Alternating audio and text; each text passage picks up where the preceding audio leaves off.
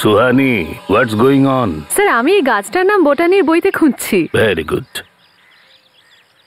Students, মন দিয়ে শোনো। আমরা এখানে এসেছি বিভিন্ন গাছের উপর জ্ঞান অর্জন করতে, কারণ এই প্রজেক্টের মার্কস তোমাদের ফাইনালে অ্যাড হবে। Is that clear to all of you? Yes sir. Excuse me. Hello, হ্যাঁ বল। হ্যালো, এক মিনিট আমি নেটওয়ার্ক পাচ্ছি না। হ্যালো। আরে আবির, একটা কথা বলতো, এই তোর আর আমার মার্কসটা কম কেন আসে? কারণ আমরা দুজন একটু বেশি বুদ্ধিমান না তাই। আচ্ছা, যদি আমরা বুদ্ধিমানই হই তাহলে আমাদের মার্কস সোহানির মতো কেন আসে না? কারণ সোনা, তোর মুখটা সুহানির মতন সরল না তো, তাই জন্য। আচ্ছা একটা কথা বল, তোরও কি ভালো মার্কস চাই? একটা কাজ কর, একটা মোটা চশমা বানিয়ে ফেল, তার সঙ্গে মোটা মোটা বই রাখ। মোটা মোটা? আর একটা কথা, এই আমাদের প্রফেসর আছেন না, ওনার কাছে একটা ভালো ইমপ্রেশন তৈরি করে নে, আর তারপর দেখবি তোর মার্কস কোথা থেকে কোথায় পৌঁছে যায়। সত্যি বলছিস? তোমরা কেন সবসময় আমাকেই বিরক্ত করতে থাকো? আমি এই বইগুলো নিজের পড়ার জন্য নিয়ে আসি, দিনেশ স্যারকে ইমপ্রেস করার জন্য নয়। আর তাছাড়াও আমি এই গাছটার নাম খুঁজছিলাম, তোমরা কেন আমাকে এত বিরক্ত করো? সুহানি সুহানি সুহানি প্লিজ, এই অ্যাসাইনমেন্টটা এমনিতেই এত বোরিং, এই কান্নাকাটি করে আর বোরিং করিস না প্লিজ ইয়ার। তোর না যেটা ইচ্ছা সেটা কর, আমরা কিচ্ছু বলবো না, একদম চুপ থাকবো।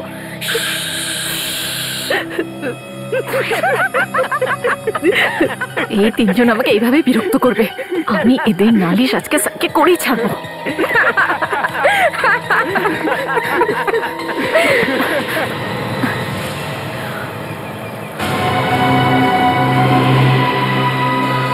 আরে এক্ষুনি তো সব এখানে ছিল, কোথায় গেল? লীনা, রাঘব, আবির, কোথায় তোরা? কোথায় চলে গেলি তোরা? দেখ আমার সঙ্গে কিন্তু আর কি করবি না। কোথায় তোরা সবাই? আমার সাথে তোরা এরকম করবি না। স্যার, লীনা, সবাই কোথায় গেল? লীনা, লীনা, রাঘব, কোথায় তোরা?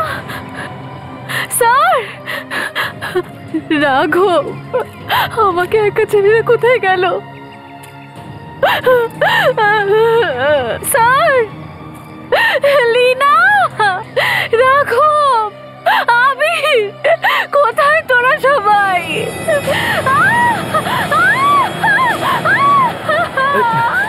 কি হলো? এই আওয়াজ? স্যার স্যার, এটা তো মনে হয় সুহানি চিৎকার। সুহানি? কিন্তু একটু আগেও তো ও আমাদের সাথেই ছিল। ও কোথায়? তোমরা আবার কেউ ওর সঙ্গে মজা করোনি তো? স্যার স্যার, আওয়াজটা ওই দিক থেকে আসছে স্যার, ওই যে ওই দিক থেকে। সুহানি, সুহানি, স্যার স্যার, আওয়াজটা মনে হয় ভেতর থেকে আসছে স্যার। সুহানি, সুহানি, সুহানি, সুহানি, সুহানি, সুহানি, সুহানি, সুহানি, সুহানি, সুহানি, সুহানি। দাঁড়াও, আমি দেখছি। এই কে আছিস? বেরো! এই বাইরে আয়! সোনি, বাইরে আয়! সোনি, বেরো! ঠিক আছিস তো?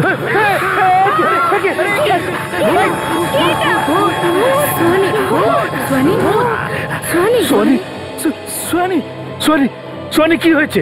কি হয়েছে Sohani? Sir, Sohani is no more sir, she is dead.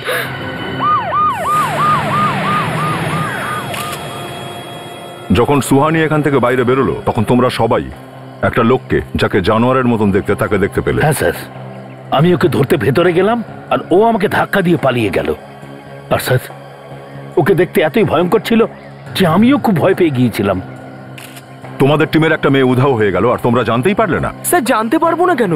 ও তো আমাদের সাথেই ছিল, আর তারপরে হঠাৎ করে উঠে কোথাও একটা চলে গেল। স্যার, ওই মানুষটা খুব ভয়ানক ছিল, একদম জানোয়ারের মতো।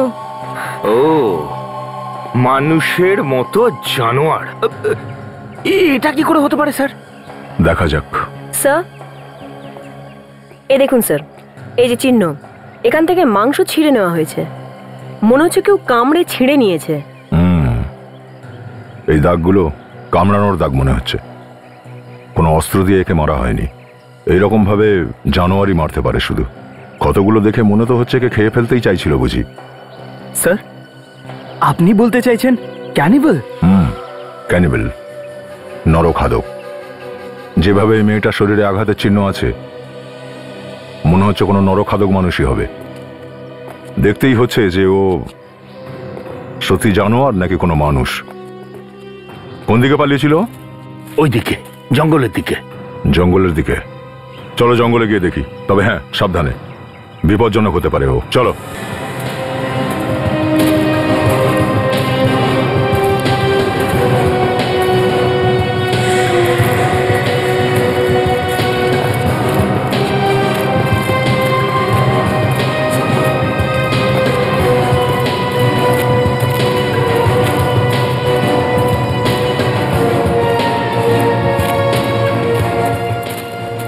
হ্যাঁ দয়া। ওই প্রফেসর বলছিলেন যে এই জঙ্গলে একটা নরখাদক মানুষ আছে। এখানে কোথাও লুকিয়ে আছে। ওর বাইরে যাওয়ার আর কোনো রাস্তা নেই। তুমি ওদিকে দেখো, আমি এদিকটা দেখছি।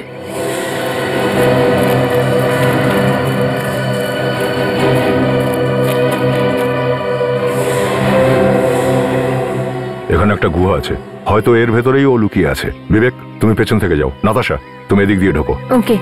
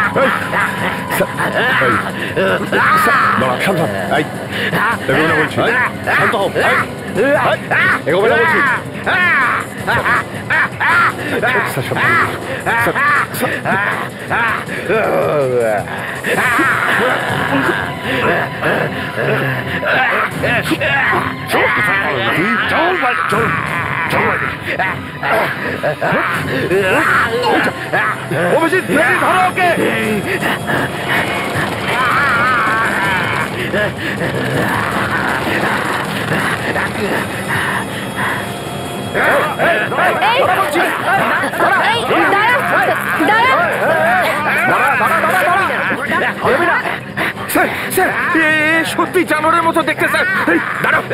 স্যারের মুখে রক্ত লেগে আছে, হয়তো এই সুহানিকে খাওয়ার চেষ্টা করেছিল।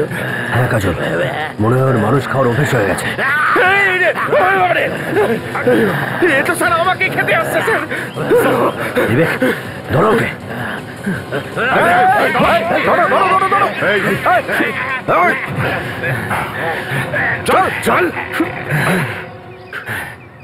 স্যার, ওর মানসিক অবস্থা ঠিক নেই, সেই জন্যই মানুষের মাংস খাচ্ছিল।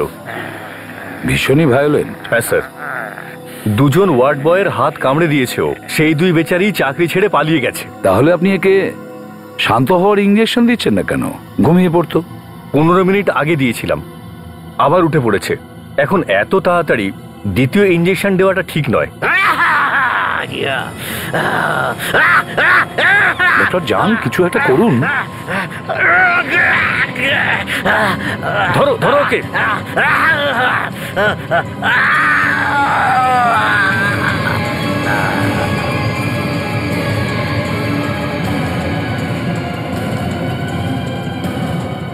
মাই গড, এর মুখে মাস্ক লাগিয়েছেন কেন? যদি আমরা ওর মুখে মাস্ক না লাগাতাম তাহলে ও আমাদের সবাইকে খেয়ে নিত। ডক্টরও এত ভায়োলেন্ট কেন হচ্ছে? আলোর জন্য। আলোর জন্য? হ্যাঁ। কেন? কেননা ও বহু বছর অন্ধকারে ছিল, আর হঠাৎ করে আলোতে আসার কারণে ওর চোখের রেটিনা একেবারে কুঁচকে গেছে। তার মানে কোনোদিনই আলোতে বেরোয়নি? না স্যার, ও আলো দেখে পাগল হয়ে যাচ্ছে স্যার। কিন্তু ডক্টর, আমাদের তো ওর সঙ্গে কিছু কথা বলার দরকার। এ কি কথা বলতে পারে? আমাদের সাথে কথা বলতে পারবে? না স্যার, এ শুধু চিৎকার করে আর গর্জন করে। আমি ওর মুখ থেকে একটা শব্দও শুনিনি। কিন্তু তাহলে আমাদের প্রশ্নের উত্তরগুলো পাবো কি করে? কি করে জানবো যে এ ওই মেয়েটাকে কেন খাবার চেষ্টা করেছিল? স্যার, ও বহুদিন ধরে ক্ষুধার্ত। আমি ওর পেট পরীক্ষা করেছি স্যার। ওর পেট একদম খালি, এতটাই খালি যে ওর পেটের অ্যাসিড ওকেই খেয়ে ফেলছে। স্যার, একে তো এ কিছু বলতে পারে না, এর আঙুলের ছাপ কোনো অপরাধীর সঙ্গেও মিলছে না। তাহলে জানতে পারবো কিভাবে যে এ কেন এসব করছে? সেটাই তো, লাশও আছে, খুনিও আছে, অথচ কোনো প্রমাণ নেই।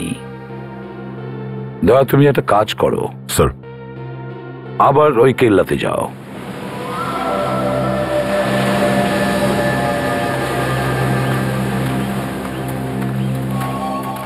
এই জায়গাটাতেই ওই নরখাদক সুহানির উপরে আক্রমণ করেছিল।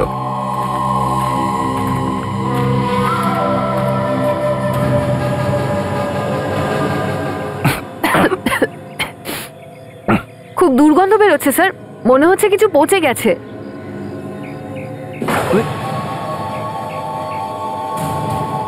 কঙ্কাল?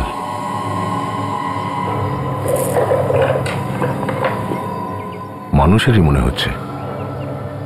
তার মানে আগেই এদের খেয়েছে ওই নরখাদকটা। মানুষ খেত এই লোকটা? ওই বেচারি মেয়েটা এই নরখাদকের প্রথম শিকার নয়।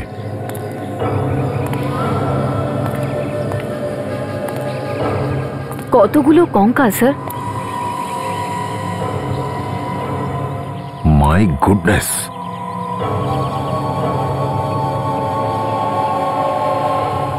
স্যার, ও তো সত্যি জানোয়ার একটা। কঙ্কালের মধ্যে থাকতো? এসব হাড়গুলো দেখে তো মনে হচ্ছে অনেকদিন ধরেই মাংস খাচ্ছে এই লোকটা। হ্যাঁ স্যার, কিন্তু ও এদের সবাইকে মারলো কি করে? এখানে তো কোনো অস্ত্রও দেখতে পাচ্ছি না। হয়তো জ্যান্তই খাচ্ছিল ওদের, যেরকম ভাবে সুহানিকে খাওয়ার চেষ্টা করেছিল নরখাদকটা। তবে একটা কথা একদম পরিষ্কার, ও শুধু খাবে বলেই মেরেছিল এই মানুষগুলোকে। এই দেখো, এই যে এইসব পোশাক, এই ওয়ালেট, এগুলো যেমনকার তেমনই পড়ে আছে। নাতাশা, বিবেক, ইয়েস স্যার। এই সব জিনিসগুলোকে গুছিয়ে নাও। যা কিছু আছে এখানে সব তুলে নাও। Okay sir.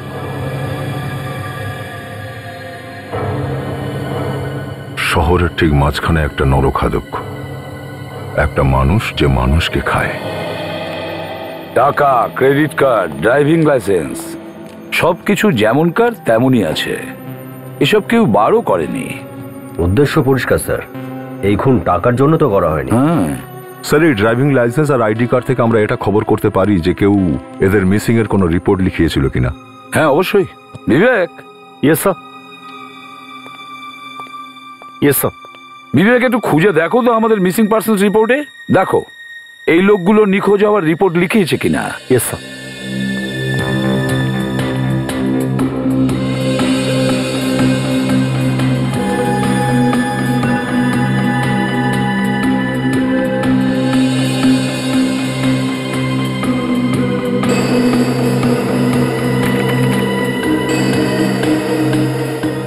স্যার। হ্যাঁ বিবেক, কিছু পেয়েছো?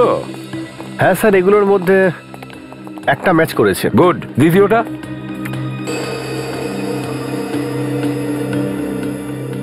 এও মারা গেছে বেচারা।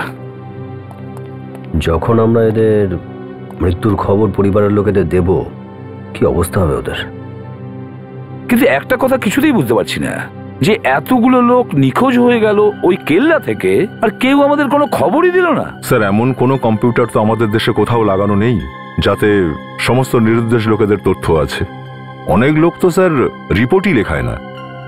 বেশিরভাগ ক্ষেত্রেই স্যার যদি তাড়াতাড়ি পাওয়া যায় তো ঠিক আছে, না হলে লোকজন খোঁজাখুঁজিও বন্ধ করে দেয়। কেস ফাইল রেখে উঠে যায়, মা বাবা পরিবারের লোকজন বড় জোর 2-1 দিন খেতে চুপ করে যায়। স্যার। হ্যাঁ বিবেক। স্যার, এই 15 জনের মধ্যে শুধু 10 জনের নিখোঁজ হওয়ার রিপোর্ট আছে আমাদের কাছে। আর স্যার, এরা সবাই 1 বছর থেকে বিগত 2 মাসের মধ্যে নিখোঁজ হয়েছে। মানে স্যার, এই নরখাদক গত 1 বছর ধরে মানুষ খাচ্ছে? স্যার, রাতে তো কেউ এই কেল্লায় ঘুরতে যায় না, দিনে এই মানুষকে কেউ বাইরে বেরোয় না আলোর কারণে। তাহলে এতগুলো মানুষকেও মারলো কিভাবে? সেটাই তো, দিনের বেলায় এই নরখাদক বাইরে বেরোয় না, আর রাত্রিবেলা ওই কেল্লাতে কেউ যায় না। অভিজিৎ, কিছু তো একটা গোলমাল আছে, কিছু একটা গোলমাল আছে। শচীন, একটা কাজ করো, প্রত্যেকের বাড়িতে যাও, বাড়ির লোকের সঙ্গে কথা বলো, আর জানো যে এরা নিখোঁজ হলো কিভাবে আর কোথা থেকে। স্যার,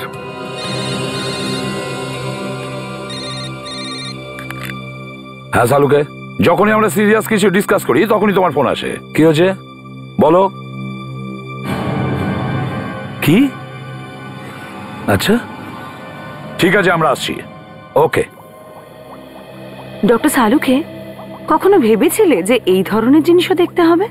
না না সোনালি, কখনো ভাবিনি যে এই ধরনের কেসও আসবে।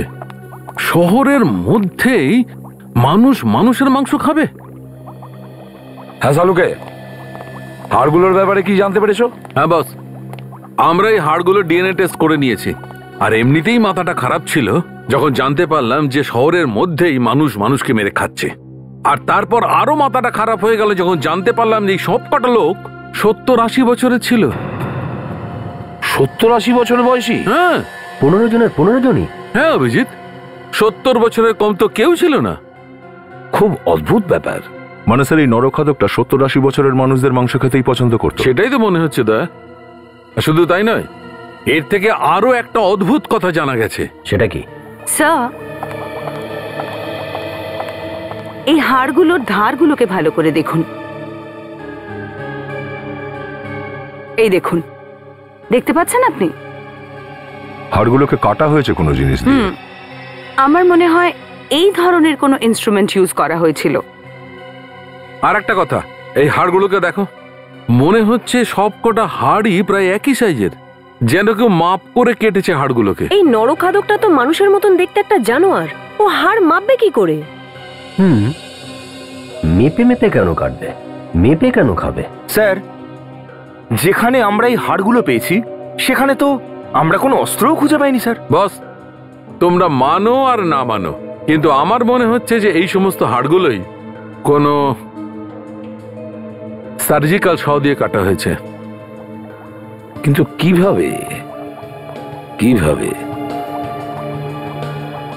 একটা জানোয়ারের মতন মানুষ এরকম কিভাবেই বা করতে পারে? স্যার, এই নিরুদ্দেশ হওয়া লোকদের বাড়ির লোকের সাথে যখন কথা বললাম তো জানতে পারলাম যে বেশিরভাগ লোকই জনবহুল এলাকা থেকে নিরুদ্দেশ হয়েছে। হ্যাঁ স্যার, কিছু লোক ঘুরতে গিয়েছিল পার্কে, কিছু লোক মলে, আর কিছু লোক মেলাতে। ওখান থেকে গায়েব হয়ে গেছে। তাহলে কি ওই লোকগুলোর সঙ্গে আর কেউ ছিল না যখন ওরা কিডন্যাপড হয়েছিল? না স্যার। মল থেকে, মেলা থেকে, আর সকালে পার্ক থেকে? কিন্তু স্যার, এ তো দিনের বেলা কোথাও বেরোতোই না। দয়া, আমার তো মনে হয় ওর সঙ্গে আরো কেউ জড়িত আছে, ওই নরখাদকের সঙ্গে নিশ্চয়ই কেউ আছে। আমারও তাই মনে হচ্ছে স্যার। একে তো এই লোকটা জঙ্গলে থেকে থেকে জানোয়ারের মতন হয়ে গেছে, কথাও বলতে পারে না ও। আর ওর যা অবস্থা, তাতে ও ভিড়ের মধ্যে লুকোতে পারবে না স্যার। তাহলে কিডন্যাপিং করবে কি করে ও? সেটাই তো, ও করতেই পারে না। এই জন্যই আমি বলছি দয়া, আরো কেউ আছে, যে লোকটা ওকে লাশ এনে দেয় খাওয়ার জন্য। হ্যাঁ স্যার, কিন্তু এরকম কার মাথায় আসবে যে কোনো লোককে কিডন্যাপ করার পরে আর খুন করার পরে লাশগুলোকে টুকরো টুকরো করে নরখাদককে খাইয়ে দেবে? এর উত্তর বিবেক আমরা ওই কেল্লা থেকেই পাবো, ওই কেল্লা থেকে।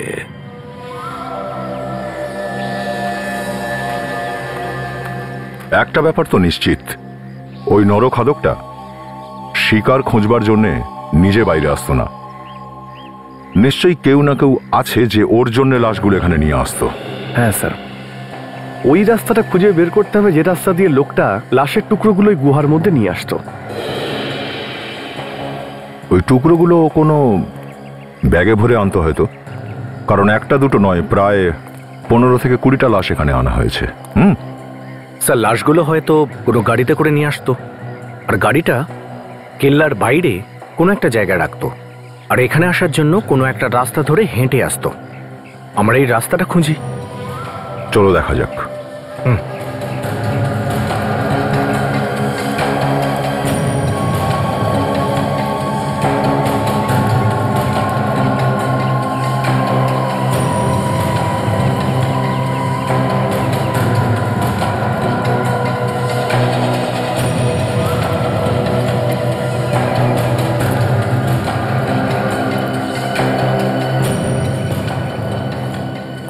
এই দেখো, এই রাস্তাটা হতে পারে। এই ছোট্ট রাস্তাটা নিচ পর্যন্ত চলে গেছে, একেবারে নির্জন রাস্তা। এখানে নিচে গাড়ি পার্ক করাও যেতে পারে। এই রাস্তাটাকে ভালো করে চেক করো। স্যার এই দেখুন, এই যে এখানে রক্তের দাগ। স্যার এখানেও রক্ত লেগে আছে। এই যে স্যার, এইখানটায়। এই পথ দিয়েই নিয়ে যাওয়া হয়েছিল লাশগুলো। এটা কি? ও, দেখে মনে হচ্ছে যে লাশগুলোকে ব্যাগে করে বয়ে নিয়ে যাওয়ার সময় ওই ব্যাগগুলো এই দেওয়ালে ঘষা খেয়েছিল। এখানে কিছু একটা আছে।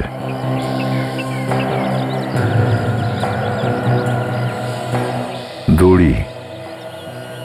কখনো দেওয়ালে দড়ি আটকে থাকতে দেখেছো? স্যার এই দড়িটা ব্যাগের হতে পারে। হতে পারে যে এই দড়িটা ওই ব্যাগগুলো থেকেই এসেছে।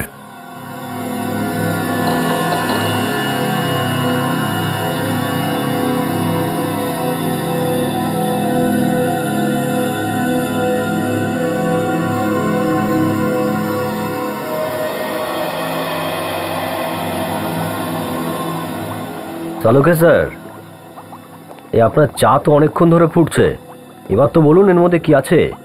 হ্যাঁ সালুকে, টাইম পাস বন্ধ করা, এবার তাড়াতাড়ি বলো যে এই দড়িটা কিসের। টাইম পাস করছি আমি। তাছাড়া কি? 1 মিনিট বস, এটা কোনো বস্তার দড়ি। এটা টাইম পাস ছাড়া আর কি চালকে স্যার? এটা তো আমরাও জানি, পর্বতের মুশিক প্রসব। কিন্তু এটা ছোটখাটো ইঁদুর নয় অভিজিৎ সাহেব। এই দড়ির মধ্যে কার্বোহাইড্রেট আর প্রোটিন আছে। মানেটা বোঝেন আপনি? কি মানেটা এই যে এতে চাল অথবা আটা ছিল। কি ছিল? চাল অথবা আটা। আটা। স্যার বস্তার ভেতরে লাশের টুকরো রাখা ছিল। লাশের টুকরো রাখা ছিল? হ্যাঁ স্যার। হ্যাঁ স্যার, দড়ির ওপরে মানুষের রক্তও লেগে রয়েছে। তার মানে হলো খুনি লাশগুলোকে টুকরো করে বস্তার মধ্যে ভরে নিয়ে আসছিল ওই নরখাদকের জন্য। আরো একটা কথা আছে স্যার, ওখান থেকে আমরা যেসব কাপড়গুলো পেয়েছিলাম সেগুলো ছেঁড়া ছিল না, একদম ঠিকঠাক ছিল। তার মানে স্যার আগে লাশের গায়ে থেকে পোশাকটা খুলে নিত, তারপরে ওগুলোকে টুকরো টুকরো করতো। স্যার, হ্যাঁ বিবেক। স্যার জুহু পুলিশ স্টেশন থেকে এটা জানতে পেরেছি যে 4 দিন আগে যে বুক এক্সিবিশন হচ্ছিল ওখান থেকে 75 বছর বয়সে একজন লোক গায়েব হয়ে গেছে। ওনার নাম রমাকান্ত। রমাকান্ত? 75 বছর বয়স? স্যার মোটামুটি ওই রকম বয়সের এই লোকটা যে নিখোঁজ হয়েছিল। হ্যাঁ দয়া। আর ওই রমাকান্ত যদি এখনো খুনির কবজায় থাকে তাহলে ওই লাশটাকে ও নিশ্চয়ই টুকরো করে নিয়ে আসবে ওই কেল্লাতে নরখাদককে খাওয়াতে।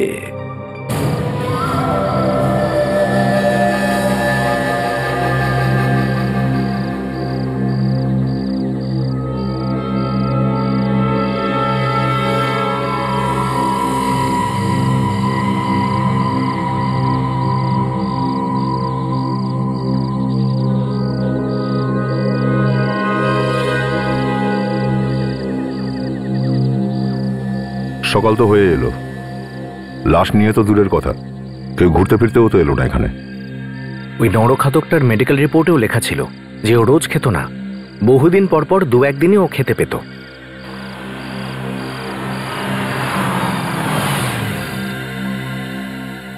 এ কে এলো এখানে এ সময়ে? নিশ্চয়ই ওই লোকটাই হবে।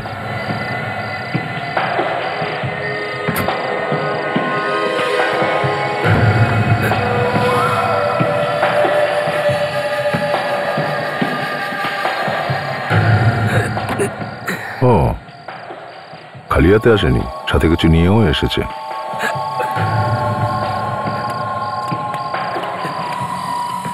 হ্যাঁ স্যার, ওই দেখুন বস্তা থেকে হাত বেরিয়ে আছে।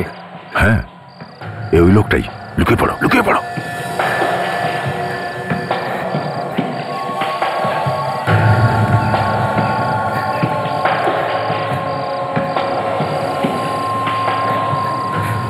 এই দাঁড়াও, আমি কিছু করিনি স্যার। এই দাঁড়া, নয়তো গুলি করে দেবো। এই দাঁড়া।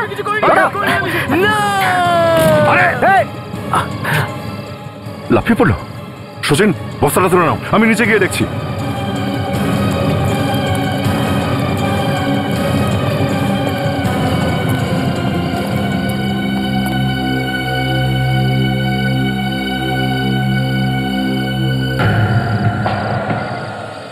একেবারে মুখ গুঁজে পড়েছে, বাঁচার কোনো চান্সই নেই। স্যার, এই দেখুন, এর মধ্যে লাশের টুকরো আছে। কিন্তু এই লোকটা ওই নরখাদকের জন্য লাশ আনতই বা কেন?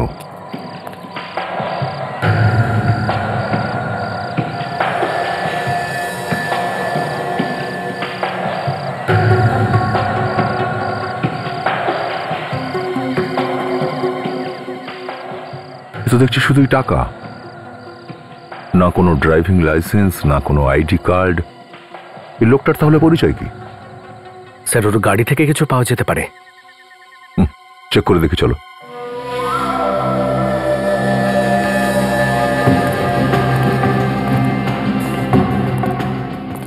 স্যার, এই দেখুন, গাড়ির তো নাম্বার প্লেটই নেই। খুব বুদ্ধিমান লোক দেখছি। গাড়িটাকে সব দিক থেকে খুলে দেখো।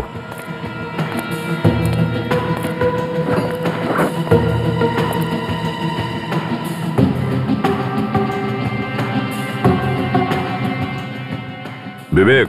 হ্যাঁ স্যার। স্যার, এই গাড়ির ইঞ্জিনের আর চেসিস নাম্বার দুটোই কেউ ঘষে তুলে দিয়েছে। ও, এক কাজ করো, নিচে ঝুঁকে দেখো তো কিছু পাওয়া যায় কিনা। Yes sir. দেখো।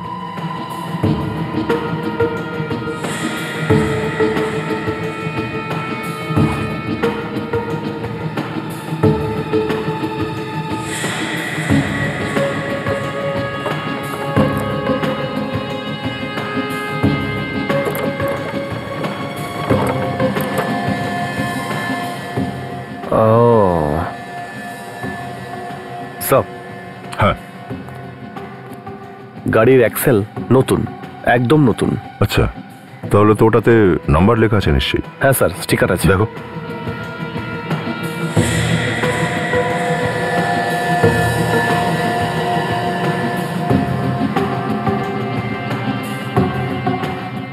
পেয়ে গেছি স্যার।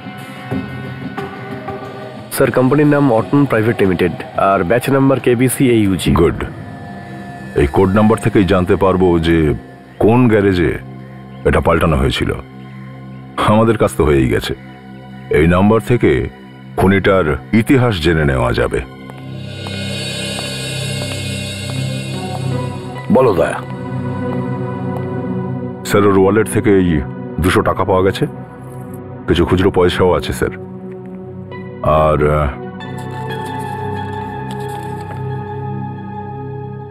খাবারের জিনিসের লিস্ট, একটা মেয়ের ছবিও আছে স্যার। একটা মেয়ের ছবি? দেখা যাক। হ্যাঁ বিবেক, ওই লোকটার আঙ্গুলের ছাপ থেকে কিছু জানতে পেরেছো? না স্যার, ওই লোকটার আঙুলের ছাপ আমাদের রেকর্ডসে নেই স্যার। রেকর্ডসে নেই?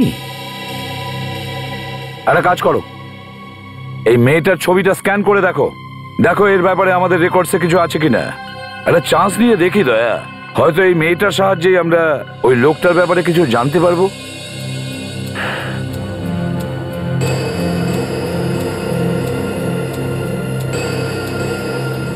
স্যার, এই মেয়েটার জামার পকেটে কিছু একটা লেখা আছে স্যার। হ্যাঁ স্যার, পরিষ্কার করে কিছু দেখা যাচ্ছে না। বিবেক, একটু জুম করে দেখাও তো। Yes sir.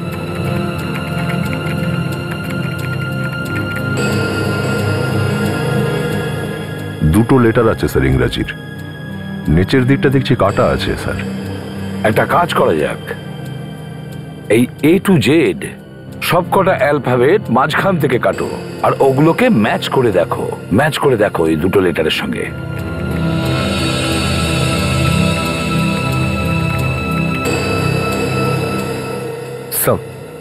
স্যার, এই অক্ষরটা হয় JF আর না হলে স্যার JE। JE না হলে JF। স্যার, এটা কোনো কোম্পানির ইউনিফর্মই হবে যার নাম JE অথবা JF দিয়েই হবে। ঠিক আছে, JE দিয়ে ট্রাই করো, দেখো এটা কোন কোম্পানির initial. Yes sir. Sir, JE নামের কোনো কোম্পানি নেই। JF ট্রাই করো।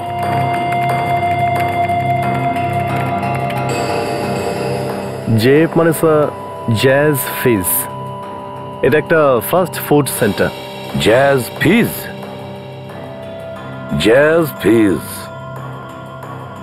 খোঁজ নাও এই রেস্টুরেন্টের ব্যাপারে। জাস্ট প্লিজ, মেয়েটাকে ওখানেই পাওয়া যাবে। স্যার হ্যাঁ নাতাশা। স্যার ওই গাড়ির থেকে পাওয়া কোড নাম্বার থেকে গ্যারেজের নাম পেয়ে গেছি, যেখান থেকে পার্টটা বেচা হয়েছে। গুড। এই গ্যারেজের লোকটা নিশ্চয়ই ওই লোকটার ব্যাপারে কিছু জানবে। তোমরা এই গ্যারেজে গিয়ে খোঁজ নাও ওই লোকটার ব্যাপারে।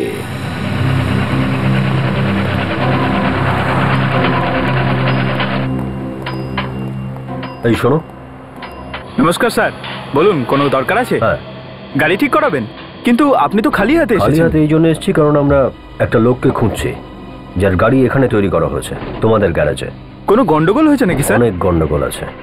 জিপি 200 এই মডেলের কোনো গাড়ি এসেছিল তোমাদের কাছে? জিপি 200? স্যার কিছু মনে পড়ছে না। যদি শোনো যে আমরা কারা, তাহলে সব মনে পড়ে যাবে। আমরা সিআইডি থেকে এসেছি। সিআইডি? Sorry sir. একটা লোক মারা গেছে যার গাড়ির অ্যাক্সেল তোমাদের গ্যারেজে লাগানো হয়েছিল। তার মধ্যে এই নাম্বারটা লেখা ছিল। KBCAUG।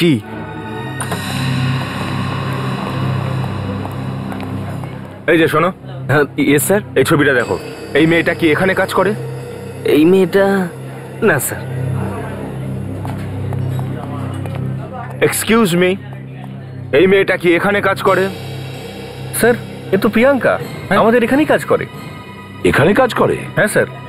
তাহলে ওই আপনার স্টাফটা মিথ্যে বললো কেন যে এখানে কাজ করে না? সরি স্যার, ও নতুন এসছে, হয়তো ঠিক জানে না। কিন্তু আপনারা কারা? আমরা সিআইডি থেকে এসেছি। সিআইডি? আপনি প্রিয়াঙ্কাকে ডাকুন, ও আজ এসেছে তো। হ্যাঁ স্যার, ভেতরে কিচেনে রয়েছে। প্রিয়াঙ্কা। কি ব্যাপার? দেখুন না ওনারা কি বলছেন। আমরা এই কোম্পানি থেকে জানতে পেরেছি যে KBCAUG নাম্বারের অ্যাক্সেলটা আপনাদের গ্যারেজে পাঠানো হয়েছিল। আর যেই গাড়িতে এই অ্যাক্সেল লাগানো হয়েছিল সেই গাড়ির মালিক একজন খুনি। এই একই কোড নাম্বারের অ্যাক্সেলের সাথে আরো 4টে অ্যাক্সেল আনিয়েছিলাম। আরও 4টে অ্যাক্সেল আনিয়েছিলেন? তাহলে ওই 4টেও কি লাগিয়ে দিয়েছিলেন গাড়িতে? হ্যাঁ স্যার, কিন্তু কোন গাড়িতে কোন অ্যাক্সেলটা লাগানো হয়েছিল সেটা বলা খুব মুশকিল। একটা কাজ করুন, আমাদের সবকটা গাড়ি ডিটেলস দিয়ে দিন যেগুলোতে অ্যাক্সেল লাগানো হয়েছে, তার অ্যাড্রেস, ডিটেলস সব কিছু। Yes sir. এনারা সিআইডি থেকে এসছেন, তোমাকে খুঁজছেন। সিআইডি? আমি তো কিছু করিনি। কি হয়েছে স্যার? একবার এই ছবিটা একটু দেখো। একে কি তুমি চেনো? এ তো রমেশ স্যার, আমার বয়ফ্রেন্ড। কি হয়েছে এর? এ আমাদের দেখে পালাচ্ছিল, কেল্লার ওপর থেকে পড়ে মারা গেছে। কি? আমি জানতাম এর আমি একটা কিছু হবে স্যার। আমি অনেকবার বারণ করেছিলাম, কিন্তু এ সব সময় উল্টোপাল্টা কিছু কাজ করতো। উল্টো পাল্টা কাজ? কি করতো? স্যার এমনিতে তো বিকেপি হসপিটালে ওয়ার্ড বয়ের কাজ করতো, কিন্তু কিন্তু কি? কিন্তু কোথা থেকে ও অনেক টাকা পয়সা পেত, আমি জানি না কোথা থেকে। আমি অনেকবার জিজ্ঞাসা করেছিলাম, কিন্তু ও আমাকে কিচ্ছু বলেনি স্যার। ঠিক আছে, তুমি ওর অ্যাড্রেস আর ফোন নাম্বারটা দাও। আছে তো তোমার কাছে? এই দেখুন স্যার, এই যে সেই 4 জনের অ্যাড্রেস। এটা কি? লিমোনা ধাম ভানু হোয়াইট হাউসের কাছে? এতে কাস্টমারের নাম লেখা নেই? হতে পারে যে কাস্টমার নাম লিখতে ভুলে গেছে। আসলে এসব ব্যাপারে আমরা খুব একটা নজর দিই না। Bhanu wheat house? স্যার এটা তো একটা আটার গুদাম। মানেটা এই যে এতে চাল অথবা আটা ছিল। হ্যাঁ, আর যে বস্তাগুলোতে লাশ নিয়ে যাওয়া হয়েছিল তাতেও আটা লেগেছিল। কি নাম যেন? লিমোনা ধাম। হ্যাঁ অভিজিৎ, গাড়ির অ্যাক্সেল নাম্বার দিয়ে তুমি ওর অ্যাড্রেসটা বের করেছো। Great job. এবার আরো একটা কাজ করো, ওই অ্যাড্রেসে গিয়ে খুব ভালো করে জিজ্ঞাসাবাদ করো আর তাড়াতাড়ি আমাকে ইনফর্ম করবে। ওকে? ওকে।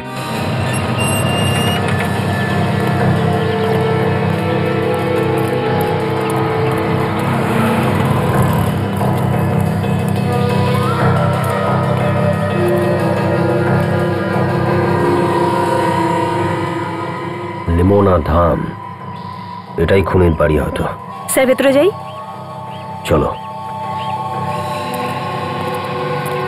খুব সাবধান কাজল, অনেক কিছু হতে পারে। Yes sir.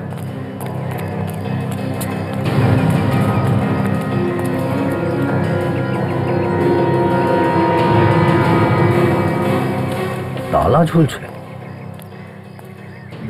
একটু দেখো তো ভিতরে যাওয়ার আর কোনো রাস্তা আছে কিনা। স্যার,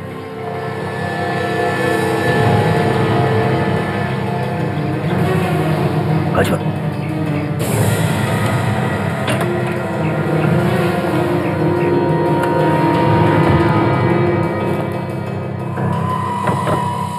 এইসব কি? একটা কাজ করো, প্রথমে ঘরটাকে ভালো করে চেক করো। স্যার।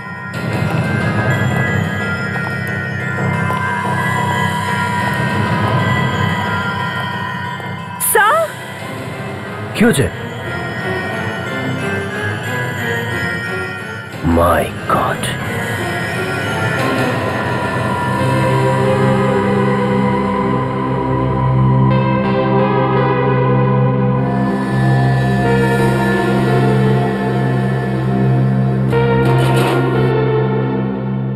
মনে হয় এগুলো দিয়েই ও লাশগুলোকে কাটে। স্যার, আটার বস্তা।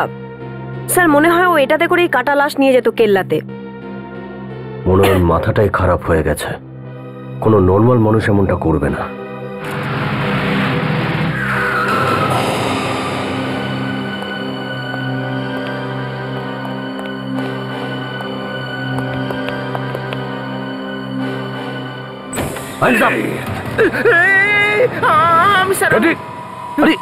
স্যার, আপনারা?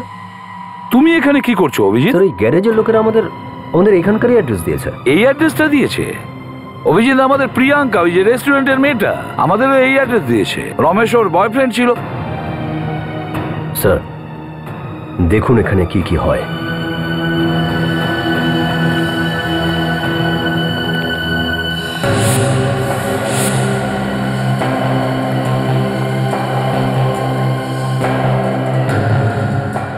মাই গড, এত রক্ত এখানে! এটাই মাথায় ঢুকছে না যে ও মানুষকে খুন কেন করতো। কিন্তু অভিজিৎ, একটা সাধারণ ওয়ার্ড বয় কি এসব করতে পারে? কিন্তু স্যার, দেখে তো তেমনই মনে হচ্ছে। আর তার উপর প্রিয়াঙ্কা আমাদের বলেছে যে এই রমেশের কাছে হঠাৎ করে অনেক টাকা এসে গিয়েছিল। তার মানে হলো নিশ্চয়ই আরো কেউ আছে যে এই রমেশকে দিয়ে এসব কাজ করাতো, আর যার বিনিময়ে রমেশ অতগুলো টাকা পেত। এটা হতে পারে স্যার এমন কোন একজন যে ওই হসপিটালেই কাজ করে। বিকেপি হসপিটাল। কি? এ মারা গেছে? কিন্তু স্যার, রমেশ এইরকম কাজ করতেই পারে না। এখানকার সিনিয়র ওয়ার্ড বয় ছিল।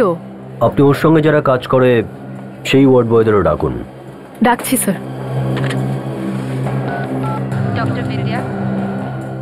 হ্যালো চন্দ্রেশ, তুমি এক্ষুনি রিসেপশনে এসো। হ্যাঁ, আর শোনো, অনিশকেও সাথে করে নিয়ে এসো তাড়াতাড়ি। ঠিক আছে। কি ব্যাপার lily, any problem? Kailash sir, এনারা সিআইডি থেকে এসেছেন। ওয়ার্ড বয় রমেশের ব্যাপারে কিছু জিজ্ঞাসাবাদ করছেন। ও, বলুন কি ব্যাপার? আপনার এই ওয়ার্ড বয় মারা গেছে, কিন্তু ও নিজেও একজন খুনি। খুন করার পর লাশ টুকরো টুকরো করে ও এক নরখাদককে খাওয়াতো। কি? শহরে নরখাদক? এটা হতে পারে না। এমনটাই হয়েছে ডক্টর। আর ও একা এসব কাজ করতো না। লাশটাকে টুকরো এমন কোনো অস্ত্র দিয়ে করা হয়েছে যেটা সার্জারিতে ব্যবহৃত হয়ে থাকে। তার মানে এটাই যে এই হসপিটালের কোনো লোক ওর সঙ্গে জড়িত আছে। স্যার, এটা শহরের খুব নামকরা হসপিটাল। আমরা প্রাণ বাঁচানোই বিশ্বাস করি, প্রাণ নেওয়াতে একেবারেই নয়। আমার মনেই হয় না যে এখানকার কোনো স্টাফ এইরকম কাজ করতে পারে। আপনার এখানে কাজ করা রমেশ যদি খুনি হতে পারে, তাহলে এখানে অনেক কিছুই হতে পারে। আপনারা কি চাইছেন? আমরা রমেশের সঙ্গে যারা কাজ করে সেই সব ওয়ার্ড বয়দেরকে কিছু প্রশ্ন করতে চাই। নমস্কার সাহেব, আমি চন্দ্রেশ, আরো অনিশ। আপনারা আমাদের কেন ডেকেছেন? এনারা সিআইডি থেকে এসেছেন। রমেশ মারা গিয়েছে। কি? আর এনারা তোমাদের কাছে কিছু জিজ্ঞাসা করতে চান। কি হয়েছিল স্যার ওর?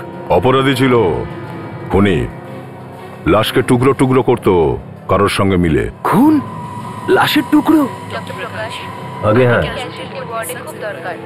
সেজন্য ওর বিষয়ে যা কিছু জানো পরিষ্কারভাবে বলে দাও। এটা বলো যে ও কাদের সঙ্গে মেলামেশা করতো। তোমরা দুজন তো ওর সাথে সারাদিন থাকতে, তাই না? হ্যাঁ, কিন্তু কিন্তু কি? গত 1 বছরে কোথাও থেকে ও অনেক টাকা পেয়েছিল স্যার। ও একটা নতুন গাড়িও নিয়েছিল স্যার। আচ্ছা, তোমরা দুজনে কখনো ওকে জিজ্ঞাসা করোনি যে হঠাৎ ওর কাছে এত টাকা কিভাবে এসে গেল? জিজ্ঞেস করেছিলাম তো স্যার, ও বলেছিল যে ও নাকি লটারি পেয়েছে। দেখো, এটা খুনের মামলা, তাই যা কিছু জানো পরিষ্কারভাবে জানো। কার কার সাথে দেখা করতো, কার সাথে বেশিরভাগ সময় কথা বলতো? হ্যাঁ, ভয় পাওয়ার কোনো ব্যাপার নেই, যা কিছু জানো পরিষ্কার করে বলে দাও। স্যার, এই হসপিটালের সিনিয়র সার্জন হলেন ডক্টর ললিত। ওনার সাথে রমেশের খুব ভালো বন্ধুত্ব ছিল, ও প্রায়ই ওনার সঙ্গে কথা বলতেন। আমাদের খুব অদ্ভুত লাগতো স্যার এইসব। সিনিয়র সার্জনের সঙ্গে বন্ধুত্ব? এই ডক্টর ললিত এখন কোথায়? অপারেশন থিয়েটারে। অপারেশন তো অনেকক্ষণ ধরে চলছে। স্যার, আমাদের ভেতরে গিয়ে দেখা উচিত, এরকম না হয় এই পেশেন্টকে উনি মেরে ফেলেন। কিন্তু মনে হয় না যে এই হাসপাতালের মধ্যেই ও পেশেন্টের সঙ্গে এমনটা করবে। আমরা বরং ওয়েট করি।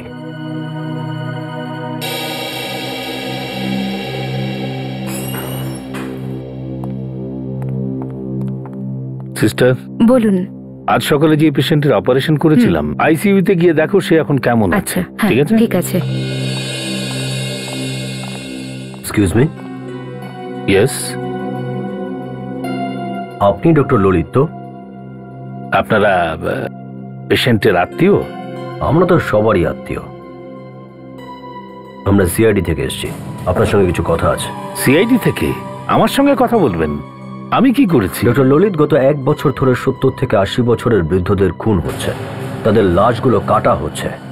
আর যেইভাবে কাটা হয়েছে তা এমন কোনো ব্যক্তি করতে পারে যে সার্জারি সম্পর্কে খুব ভালো জানেন। তাতে আমি কি করতে পারি? এই সব কিছুর পেছনে এই হসপিটালেরই ওয়ার্ড বয় রমেশের হাত ছিল। এসব আপনারা আমাকে কেন বলছেন? আমরা জানতে পেরেছি যে আপনার ওয়ার্ড বয় রমেশের সাথে বেশ ভালো সম্পর্ক ছিল। তাহলে কি আপনি সেই বয়স্ক লোকেদের মেরে নরখাদককে খাওয়াচ্ছেন? হ্যাঁ, গত সপ্তাহে একজন বৃদ্ধ কিডন্যাপ হয়েছিলেন। এসব আপনারা কি বলছেন? রমেশের সঙ্গে আমার কোনো সম্পর্ক নেই। স্যার, ওনাকে বিউরোতে নিয়ে যাই, ওখানে গেলে ওনার সবকিছু মনে পড়বে। আমার কথা শুনুন আপনারা, আমি এখানকার ভিজিটিং সার্জন, আর আপনারা গত সপ্তাহের কথা বলছেন। গত সপ্তাহে আমি আমেরিকায় ছিলাম, আজ সকালেই ফিরেছি। তাহলে এই ওয়ার্ড বয় অনিশ কেন বলছিল যে রমেশের সঙ্গে আপনার খুব ভালো বন্ধুত্ব ছিল? সেটা আমি কি করে বলবো? অনিশ এই কথা কেন বলেছে? ডাক্তারবাবু, ওই বুড়ো পেশেন্ট আইসিইউ থেকে উধাও হয়ে গেছে। পেশেন্ট উধাও হয়ে গেছে? মাই গড, চলো। ডাক্তারবাবু, ওই বুড়ো পেশেন্টটা আইসিইউ থেকে গায়েব হয়ে গেছে। পেশেন্ট গায়েব হয়ে গেছে? কিভাবে? ডাক্তারবাবু, আমি নিজের চোখে দেখেছি। অনিশ ওই বুড়ো পেশেন্টকে অ্যাম্বুলেন্সে করে নিয়ে যাচ্ছিল। অনিশ? মাই গড, চলো।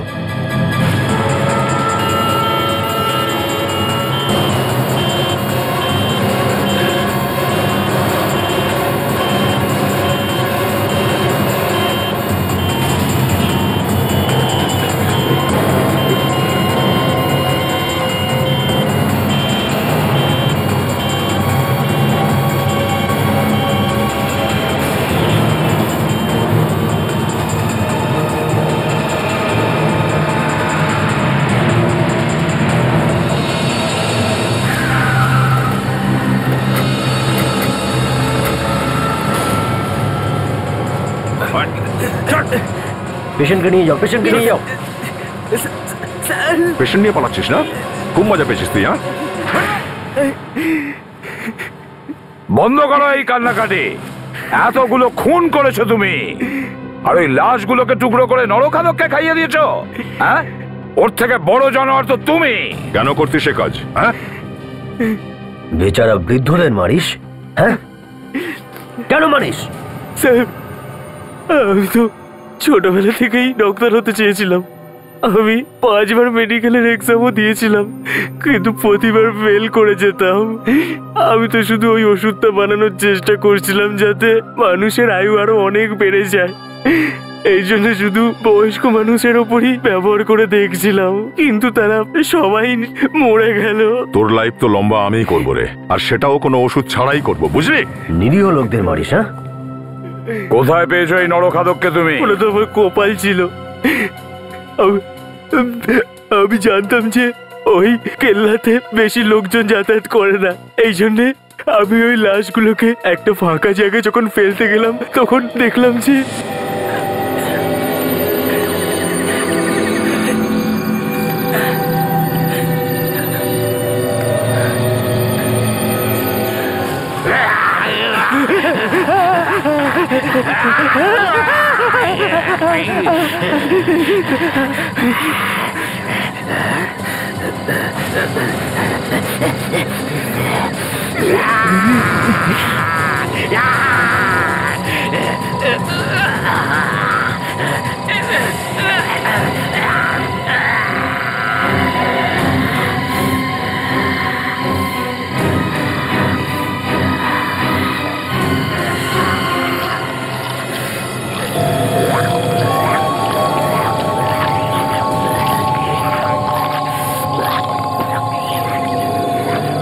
আরে এটা তো নরখাদক মনে হচ্ছে। ভালোই হয়েছে, আমারই সুবিধা হলো। আমি ভাবলাম যদি কেউ ফাঁসে তো ওই নরখাদকটাই ফাঁসবে, কিন্তু তোমার ভাগ্য খারাপ। ওই নরখাদক তো কথা বলতে পারে না, কিন্তু ওই হাড়গুলো আমাদের তোমার কাছে পৌঁছে দিয়েছে। এবার ফাঁসির হুকুম হওয়া পর্যন্ত জেলে বসে থাকো, তৈরি করতে থাকো ওই ওষুধ অমর হওয়া।